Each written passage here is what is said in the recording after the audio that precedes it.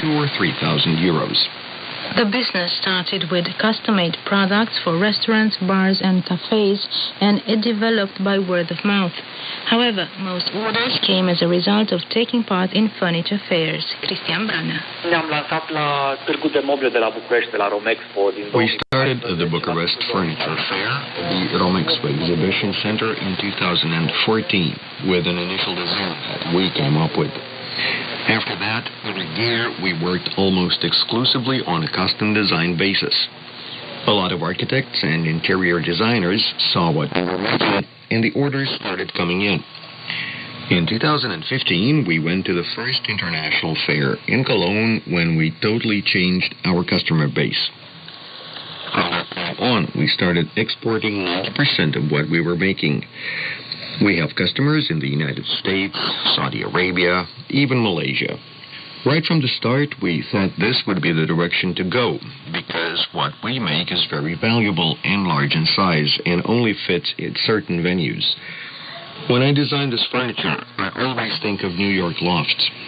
We knew right from the start that this was the direction to take, but we gradually realized that there was a demand in Romania too, which is why we opened a showroom in Bucharest a few weeks ago. As such, making business with furniture made out of recycled wood is not unprofitable. It brings money, which is why investments will continue. Our guests want to grow the business and to create more jobs. Here is Cristian Branea again. We ended each year with growing profits. The activity is lucrative, and right now we have no competition domestically. Even though we're not a famous brand, we realized that there was demand. People need stuff like ours, and they dare buy expensive products made in Romania. This is special furniture. A lot of times we work with techniques that are totally innovative. For instance, some of our most spectacular products are made from burnt wood. They are black pieces that we sometimes combine with brass. They come out very interesting. For the end of this month, we signed up for a fair in New York. This is the first time we go to a fair outside Europe. So far, our best sales were in the United States. Some of the priorities of this business include diversifying the range of products by combining various materials, expanding collaboration with architects and designers, and promoting the Bucharest showroom in order to boost sales. You have been listening to Business Club. This feature is also available on rri.ro.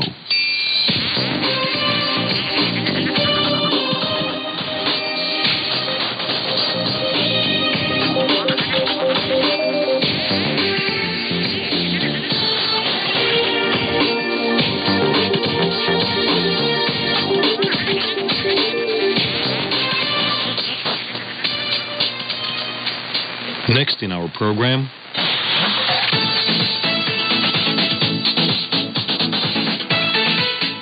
Radio Romania International Encyclopedia. Welcome, we are Vlad Palcu and Mihaela Ignatescu. Today we will be talking about the personality and works of writer Max Blecher. Rediscovered quite recently by literary critics and readers, writer Max Blecher holds pride of place thanks to the value of his works. Born in September 1909 in Roman, northeastern Romania, Blecher had a tragic destiny. At only 19, he was diagnosed with bone tuberculosis called Pott's disease. As a consequence of this incurable disease, the writer was bedridden for the rest of his life, which ended in 1938 when he was only 29. The experience of his life, spent mostly in sanatoriums in the country and abroad, appears in the novels published during his lifetime, such as Adventures in Immediate Irreality, translated into English by Michael Henry Heim in 2015, and Scarred Hearts, as well as in posthumous works such as the Lita-Borough Sanatorium Journal. The name of Max Blecher was well known in the literary societies of the time. He made his debut in 1930 in the publication entitled Bilete de Papagal, led by poet Tudor Arghezi. His writing was associated with the avant-garde movement. Although bedridden due to his disease and sometimes at hundreds of kilometers away from Romania, Max Blecher published a lot of books, both poetry and prose, and was in touch with many Romanian and foreign cultural personalities such as Geo Bogza, Ilarie Voronca and Sacha Pana, as well as the French André Breton and André Gide. His suffering, which his readers were aware of, marked the way in which his books were perceived. Today, many questions have arisen related to the extent to which Blecher's tragic destiny influenced the perception of his works by critics and writers alike. The extent to which his writings are only autobiographical or are more than that. University lecturer Doris Mironescu is the author of the book The Life of Max Blecher, Against Biography, in which he tries to offer some answers. Blecher's books are partly autobiographical. They are journals he kept inside and outside sanatoriums. But this autobiographical side has been changed a lot and turned into something else. To a certain extent, there is some emotional identification with the author, and this could somehow influence a reader's choice. But that is not enough.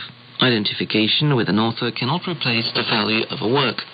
The autobiographical story could help an author to a certain extent, in the sense that it could attract readers from all epochs on his or her side. This is what happened to Max Blecher. The critics in the interwar period who wrote in favor of Blecher had the impression that they did an act of justice.